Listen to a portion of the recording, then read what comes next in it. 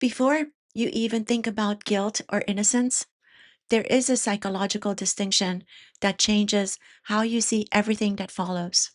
Let's start with a distinction that is often overlooked. There's a difference between losing freedom and losing authority over your own life. And that difference changes what a man psychologically becomes. Think about it this way. Many people imagine prison as confinement. Psychologically, what changes a person most are not walls.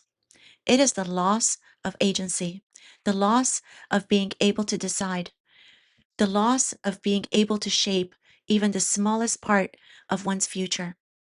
Welcome to the Psychology of True Crime with me, RC. What I want to talk about today is not what happened, but what happens after control is gone. The story I want to tell today isn't about guilt. It's not about diagnosis or about prediction, but about what happens to a man when control, status, and autonomy are permanently removed, and how the father son bond shifts when power disappears. To understand this, I'm looking at Charlie Adelson and his relationship with his father, Harvey Adelson. Now, I want to be clear Harvey Adelson has not been charged. This is not about accusations.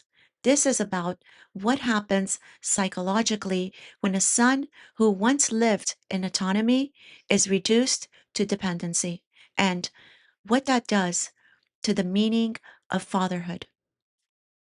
And before we go further, it's important to say this because while we are talking about father son bonds, power, and psychological survival, there is a father whose relationship with his son was not diminished by circumstance, it was taken from him. DanMarkel was a father, and his children no longer have access to that relationship. They do not get to call him, they do not get to hear his voice. They do not get to grow into adulthood and with his guidance, with his presence, or his protection. Psychologically, that loss isn't abstract, it's permanent. And when we talk about fathers becoming anchors, symbols, or sources of meaning for sons, we also have to acknowledge the father whose role was erased entirely from his children's lives. DanMarkel's psychological legacy is not only who he was, but who he was meant to continue being to his children. That relationship did not collapse, it didn't transform, it was severed. And that absence carries its own psychological weight, one where his children will carry across every stage of their lives. So, as we examine how power, agency, and father son bonds shift for some, we hold space for the children who lost a father completely. Because in true crime, the most enduring psychological story is often not the one that adapts, but the one that was stolen. You see, for many men, identity is not built primarily on emotion, it is built on function. Being able to decide, provide, control outcomes, protect, direct one's life. In this context, status isn't just social, it is psychological. And it says, I am someone who acts on the world. But ask yourself, when a man loses that capacity completely and permanently, something deeper than sadness occurs. He is no longer a person who moves through life. He becomes someone that life moves around, not just confined, but dispossessed of agency. This is not emotional loss. This is existential. It's basically the death of the future self. Let me explain what I mean by that. This is a psychological concept rarely talked about in true crime, which is the loss of the future self. Not losing what you have now, but losing the version of yourself you believed you will one day become through your career, autonomy, legacy, growth. It's not the present that breaks people, it's the future disappearing. Imagine that reality when a life sentence arrives. The future is no longer a canvas, it is erased, and the mind has to live inside a present that does not move. For someone who once defined themselves through control, achievement, and movement, this is not just grief, it is psychological displacement. You are still alive, but the self you are building no longer exists. So here's what rarely gets discussed. When a man loses power over his own life, the question becomes, where does authority go? Because psychologically, humans do not tolerate p- power vacuums. Power never disappears, it migrates. And when internal authority collapses, it often shifts outward, not in rage, not in rebellion, but in relational dependence. Suddenly, someone else becomes the decision holder, the external conscience, the symbolic stabilizer. And in a father son dynamic, that role doesn't just go to anyone, it goes to the father, because fathers don't just represent love, they represent structure. Let's look at how that role actually shifts. A father is not only a parent. Psychologically, he represents structure, rules, approval, masculine identity, and authority. When a son is free, that authority is background. But when a son is stripped of agency, the father becomes something else entirely, not just in relationship, but the remaining connection to status, the keeper of the son's story, the person who still embodies the world the son has lost. The father becomes the last bridge to life that no longer exists. In essence, the father does not just provide comfort, he becomes the symbol of the life that is no longer accessible, not emotionally, not existentially.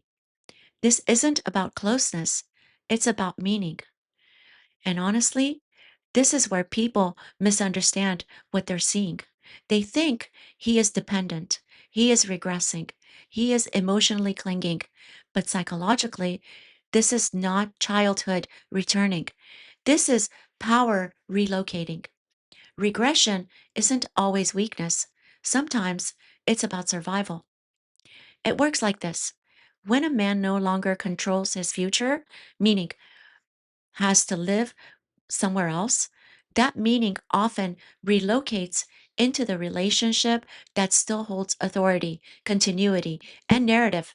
The father becomes the outside world, the link to legitimacy, the person who still says, you matter beyond that place. Not because of weakness, but because without power, the self needs structure to survive. We have to recognize that this is not this father son relationship of childhood or adulthood. It is something else entirely. It is a relationship where one man has no control over his life and the other represents what control once meant. At this point, the father is no longer simply loved, he is psychologically necessary, not to comfort, but for coherence. Because when the self can no longer act on the world, it must attach to someone who still can. So, from the outside, that could look like dependence, submission, or emotional over reliance. But psychology sees a deeper reality. When agency is gone, the mind does not ask, who do I love? It asks, where does power live now? Where does meaning exist? Who still carries the version of me that the world no longer sees? This is not about comfort. It's about ontological survival, which is the survival of one's sense of being. However, this kind of relational shift comes at a cost. For the son, it's loss of internal authority, life defined by another's decision, identity shaped by proximity rather than purpose. For the father, it's the burden of holding another man's meaning, the pressure of being the last symbolic structure in someone else's life. This is not closeness, it's psychological necessity, not chosen, but imposed by circumstance. Ultimately, this is not a legal story. It does not change facts. It does not remove responsibility, but it reveals something profoundly human. What happens when a man is no longer an agent of his own life, not just trapped, but dispossessed of authorship? And when that happens, the relationship with the father does not become softer, it becomes structural. The father becomes the last remaining figure of order, continuity, and meaning of a life that could no longer move forward. Remember, this is not about claim, it is not about diagnosis, it is not about sympathy. It is about understanding what remains of a man when power, future, and autonomy are permanently removed, not identity under threat, and not fear. It leads us to the deeper question: when you can no longer act on the world, where does your sense of self go? Sometimes it goes to the one person who still represents structure and continuity, the father. And that is not something emotional. That is psychological survival in a world without agency.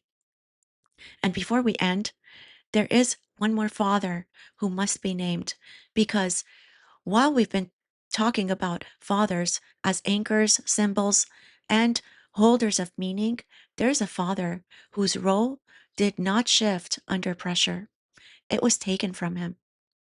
Philmarkel lost his son, and he lost the ability to watch that son continue being a father to his own children. Psychologically, that loss doesn't relocate, it does not adapt, it does not transform into something else. It remains absent. Phil Markel lives with the knowledge of who his son was and who his son was meant to keep becoming. He lives with the reality that his grandchildren grow up without the father they should have had. That is the psychological legacy of this case. Not power, not control, but irreversible loss carried forward by those who did not choose it. As we move forward, the appeal process for Charlie Adelson, I will continue to examine the psychology involved without losing sight of who has already paid the highest cost. Because in true crime, the most important psychological perspective, it's not who adapts to consequence, but who is forced to live with absence. That's where the story must remain grounded. Thank you for being here. Let me know what you think about their father son relationship. Take care of yourselves, and I will catch you on the next one.